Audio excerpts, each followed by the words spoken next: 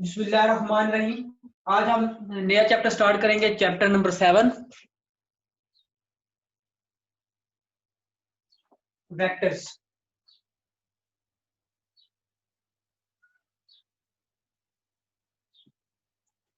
तो सबसे पहले ये देखेंगे कि हमारे पास जो कहते हैं कि वेक्टर्स होते क्या हैं।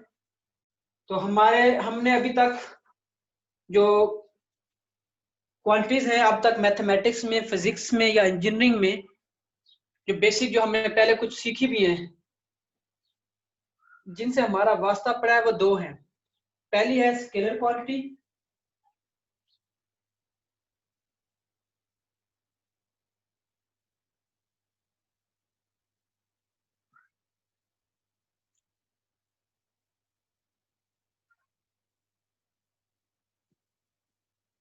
तो स्केलर क्वांटिटी होता क्या है कि ऐसी क्वांटिटी जिसमें सिर्फ अपना क्या नाम है, मैग्नीट्यूड बताया गया हो। A quantity which possess only magnitude, which poses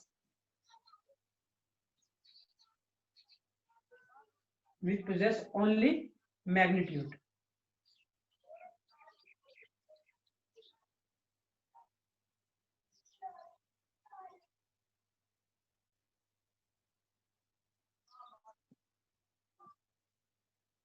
अब इसकी जब एग्जांपल ले ले बेशक, फॉर एग्जांपल टाइम, मास वगैरह, ये सब स्केलर क्वांटिटी। जैसे कि टाइम है,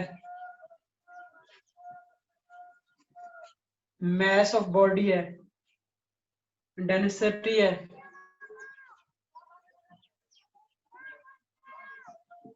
एक्सेट्रा। नेक्स्ट है हमारे पास वेक्टर क्वांटिटी, यानी ऐसी quantities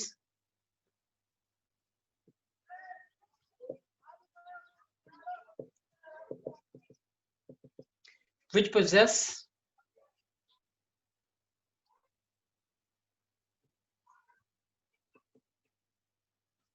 both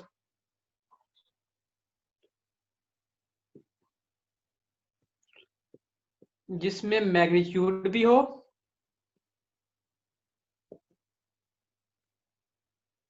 both magnitude and direction।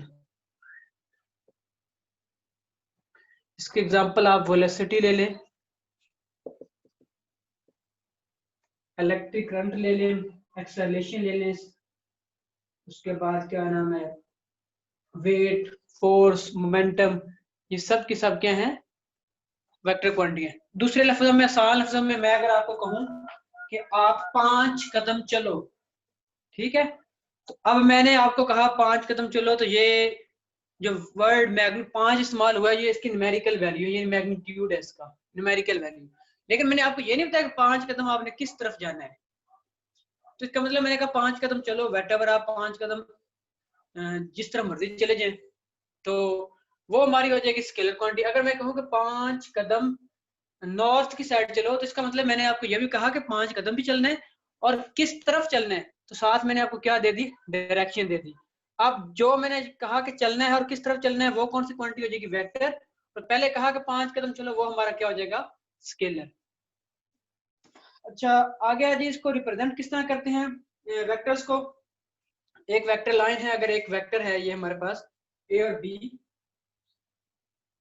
तो ये जो वेक्टर है इसको रिप्रेजेंट करने के लिए या तो हम ए बी के ऊपर क्या लगाते हैं, एरो, ओ आर आर, या हम इसको बोल्ड करके लिखते हैं, या आपने स्कूल फिजिक्स में भी पढ़ा है, फर्स्ट ईयर में भी पढ़ा होगा, बोल्ड करके लिखते हैं। या आप इस वेक्टर को नाम फॉर एग्जांपल आप दे देते हैं वी, तो आप इसको ऐसे भी लिख सकते हैं, वेक्टर वी। दूसरी बात आपने कि इसका मैग्नीट्यूड किसके बराबर होता है, इसकी जो एब्सोल्यूट वैल्यू है, यानी वेक्टर वी का जो है, इसको हम इस तरह मैग्नीट्यूड इसका रिप्रेजेंट करते हैं। ये है इसका क्या है, मैग्नीट्यूड ऑफ वेक्टर। फिर कल हमने थोड़ा सा डिस्कस किया था कि यूनिट वेक्टर किसके बराबर होता है, जो यूनिट वेक्टर होता है वो वेक्टर डिवाइड बाय वेक्टर का मैग्नीट्यूड के बराबर होता है। ये हमारा है यूनिट वेक्टर। ये छोटी छोटी बेसिक बातें हैं जो आपने फर्स्ट ईयर में भी वेक्टर के बारे में पढ़ी है। ये हमारा है यूनिट वेक्टर, ये वेक्टर ओवर वेक्टर का मैग्नीट्यूड। आगे नल वेक्टर क्या आता है, जिसकी 0 मैग्नीट्यूड हो और जिसका मैग्नीट्यूड 0 हो वो हमारे पास क्या होता है, null vector. A vector is called null vector अगर उसका मैग्नीट्यूड क्या हो, 0। फॉर एग्जांपल अगर वेक्टर v जो है उसका मैग्नीट्यूड 0 है तो हम उसको क्या बोलेंगे, नल वेक्टर।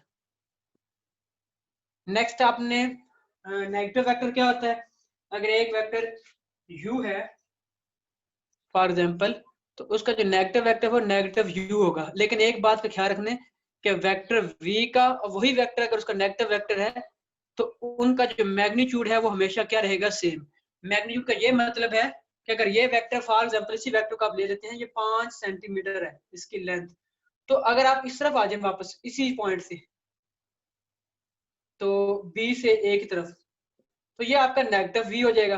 तो लेकिन इसकी जो मैग्नीट्यूड है वो रहेगी तो 5 ही ना, लिहाजा ये इसको एब्सोल्यूट वैल्यू को रखने का मकसद ये है कि ये हमारी जो एब्सोल्यूट वैल्यू है ये हमें डिस्टेंस देती है, लेंथ देती है, जो कि ऑलवेज पॉजिटिव होती है।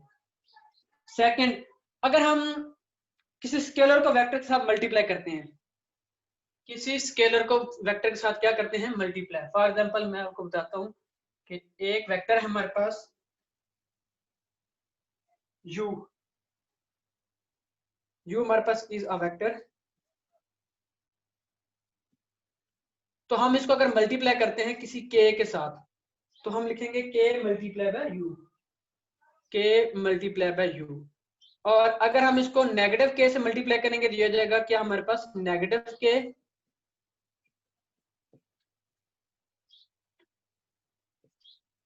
अब वेक्टर का जितना चेंज इसमें आएगा, यानी जितना हमने के फॉर एग्जांपल हमने 5 को u से मल्टीप्लाई कर दिया, जितना चेंज इसमें आएगा उतना चेंज इसमें आएगा, लेकिन ये डायरेक्शन इसकी क्या होगी, ऑपोजिट।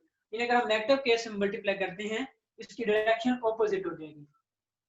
आगे दो वेक्टर इक्वल कब होते हैं, ये छोटी सी बात कि इक्वल दो वेक्टर्स कब होते हैं, इक्वल वेक्टर्स तो ये तब भी पॉसिबल है जब दोनों वेक्टर यानी u का मैग्नीट्यूड और u की डायरेक्शन सेम हो,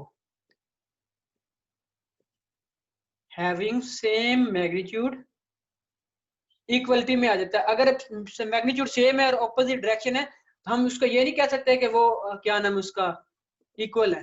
इक्वल तभी होंगे जब दोनों की मैग्नीट्यूड हो सेम मैग्नीट्यूड और सेम डायरेक्शन भी सेम होनी चाहिए और मैग्नीट्यूड भी सेम होना चाहिए, तभी जो है दो वेक्टर एक दूसरे के क्या होंगे, इक्वल होंगे।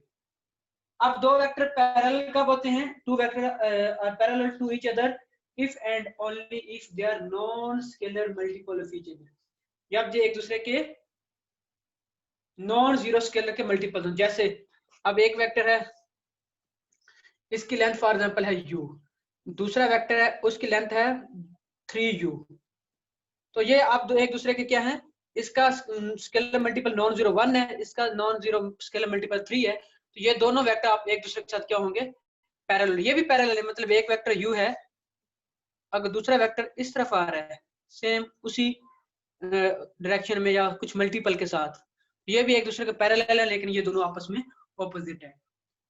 बात करने का मकसद है कि उनके जो स्केलर मल्टीपल्स हैं अगर वो एक ही डायरेक्शन में जा रहे हैं या ऑपोजिट डायरेक्शन में जा रहे हैं तो एक दूसरे क्या होंगे, पैरेलल होंगे। If and only non zero scalar multiple of each other. अच्छा नेक्स्ट है जी हमारे पास एडिशन ऑफ टू वेक्टर, दो वेक्टरों को ऐड किस तरह करते हैं, आपने ये पहले भी फिजिक्स में पढ़ा होगा चैप्टर नंबर 1 में कि two vector u and v represented by side by a b c and b c, यानी वो हेड टू टेल रूल, मतलब एक वेक्टर हमारे पास a b है यहां से लेकर यहां तक, उसका हम नाम दे देते हैं वेक्टर a b, इसका इस वेक्टर का नाम हम रखते हैं u। दूसरा वेक्टर हमारे पास b c है, इसका नाम हम रख लेते हैं v। तो जो इनका ऐड होगा वो हमारा क्या होता है, हेड टू टेल रूल के साथ, ये वाला, यानी ये हमारा जो है इसका ये पॉइंट सी है, एडिशन है। तो क्या लिखेंगे हम कि vector A B plus vector B C is equal to आ जाएगा वेक्टर ए सी के साथ, यानी u प्लस v बराबर आ जाएगा, इसको नाम आप देंगे u प्लस v का, जो भी वेक्टर आपका है। सिमिलरली आप जो है सब्सट्रैक्शन भी ऐसे करेंगे। नेक्स्ट है जी वेक्टर इन प्लेन। कि अगर प्लेन में है वेक्टर तो real set of real number से आप अच्छी तरह वाकिफ हैं। वो जरा मैं आपको ड्रा करके बताता हूँ कि एक ये हमारा प्लेन है, ये आपका होता है एक्स एक्सिस और ये आपका होता है वाई एक्सिस। ये आपका नेगेटिव एक्स होता है और ये आपका क्या होता है नेगेटिव एक्स। ये रियल लाइन है हमारी। तो इसका जो कंपोनेंट होगा हम उसको बोलेंगे आई कैप और इसका जो ये वाला कंपोनेंट है इनको हम बोलेंगे वाई जे कैप। ये इसके यानी कि यूनिट वेक्टर है आई और जे। ये 2 डायमेंशन में बात हो रही है कि आई और J. Let R be the real number the cardinal plane. तो हमारे पास जो वेक्टर होगा यानी ये हमारे पास ये रियल नंबर है, ये रियल नंबर है, तो ये बनेगा आर क्रॉस आर। और ये इसकी जो शेप है वो हमारे पास हमेशा ऑर्डर पेयर की शक्ल में होती है एक्स एंड वाई। यानी पहला हम 2 टपल्स में पहला हमेशा एक्स एक्सेस काउंट करते हैं, मतलब एक चीज यहाँ पे पड़ी हुई है, 2 गुना यहाँ पे पड़ी हुई है, 3 गुना यहाँ पे पड़ी है। इस पॉइंट को हम ऐसे लिखेंगे 2 और 3, ठीक है। या अगर आप इसको वेक्टर में लिखेंगे वो आगे सीखते हैं। यानी such that x and y belong to real number. ये हमारी रियल प्लेन, ये आर क्रॉस आर की प्लेन है। तो अगर हम किसी पॉइंट को, यानी एक पॉइंट है ये जो मैंने अभी लिया इस पॉइंट को, लेट इस पॉइंट का आप नाम दे देते हैं पी का। अगर एक पॉइंट पी जो है वो बिलोंग करता है इस आर क्रॉस में, यानी आर क्रॉस आर, या इसको आप आर स्क्वायर कह दें, इसमें पॉइंट लाई करता है, तो ये किस तरह होगा, यहाँ से इसकी ओरिजिन से हम इसको स्पेसिफाई करेंगे। ये पॉइंट यहाँ पे पड़ा हुआ है, यानी इसको हम नाम दे देंगे पॉइंट ओ पी को। अब जो पॉइंट ओ पी है ये बराबर किस तरह, यानी पहला हमारा एक्स काउंट होगा, दूसरा हमारा वाई काउंट होगा। नहीं जी बेटा, ये हमारा जो पॉइंट है रेफरेंस पॉइंट ओरिजिन की तरफ से, यहाँ पे जो पॉइंट पड़ा पी क्यू ओ पी, तो हम इसको क्या लिखेंगे, यानी यहाँ पे मैंने अगर आपको फर्ज किया ये लिया ओ पी, तो ये बराबर आ जाएगा हमारे पास क्या, ये बराबर आ जाएगा हमारे पास, जरा गौर से इसको देखें।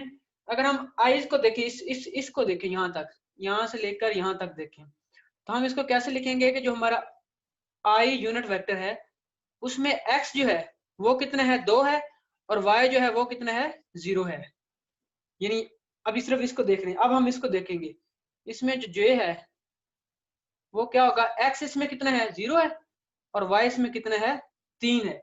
जब हम इनको पॉइंट एक्स वाई में लिखेंगे, यानी ये हमारा एक्स है और ये हमारा क्या है, वाई है, तो जब हम पॉइंट एक्स वाई में यानी ये पॉइंट लिखेंगे एक्स वाई, यानी जो पॉइंट पी है हमारा, तो हम कैसे लिखेंगे, ये बराबर होगा हमारे पास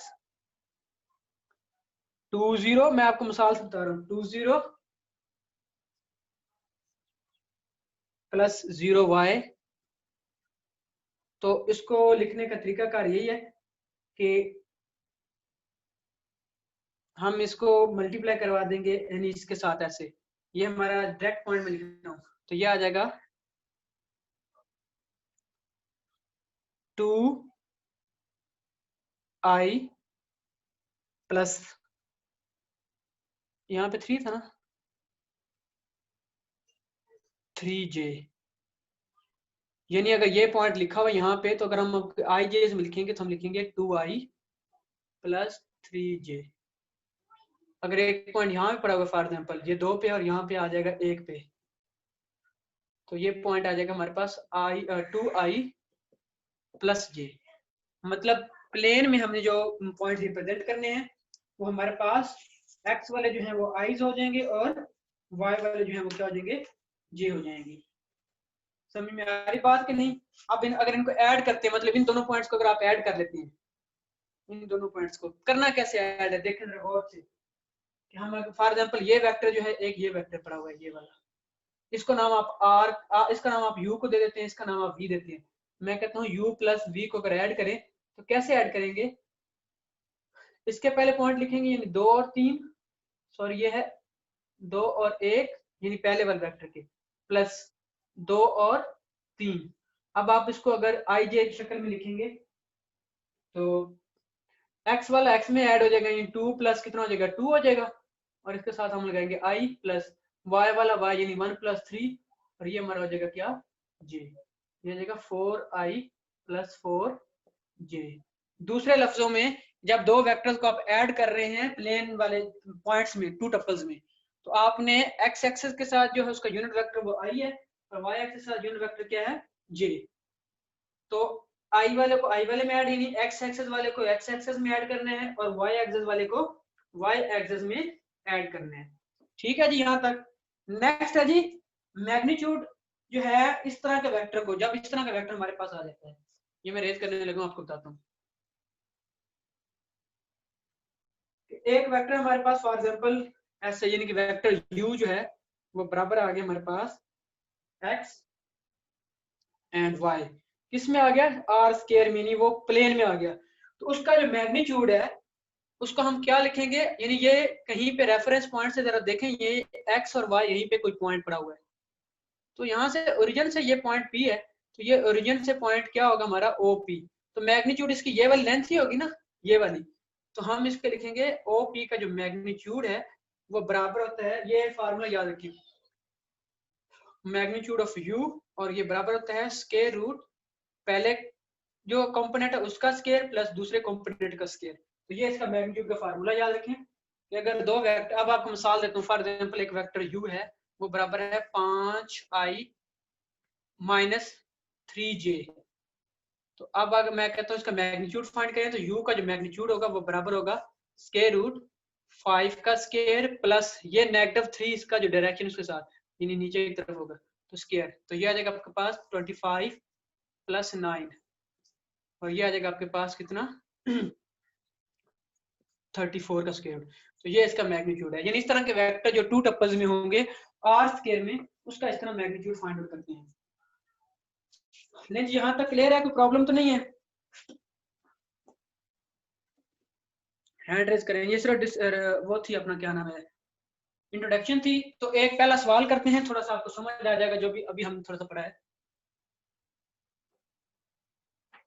कि right the vector P Q in the form of x plus, यानी पी और क्यू हमारे पास वेक्टर है ये वाले, इसको किस फॉर्म में, इन एक्स आई प्लस वाई जे, इसमें आपने लिखना है। ठीक है, अब देखिए पॉइंट पी जो है वो हमारे पास कितने हैं 2 और 3, और पॉइंट क्यू जो है वो हमारे पास कितने हैं 6 और -2। तो जरा इसका सोल्यूशन देखें। सोल्यूशन में हमने क्या करना है जी, पॉइंट पी जो वेक्टर पी क्यू है उसको आपने लिखना है इज इक्वल टू x2, यानी अगर आपका वो फार्मूला ये है आप याद रख लें कि दो पॉइंट है, ये बार लिख दो, पॉइंट पी जो है हमारे पास x1 और y1 है और पॉइंट क्यू जो है हमारे पास x2 y2 है। तो वेक्टर पी क्यू को जब आप लिखेंगे तो हम लिखेंगे x2 minus x1 i plus y2 minus y1 j। तो इसको इस तरह आपने p और q की शक्ल में लिखने इन दो पॉइंट्स को। क्या लिखेंगे, वही फार्मूला, यानी x2 minus x1 i plus y2 minus y1 j।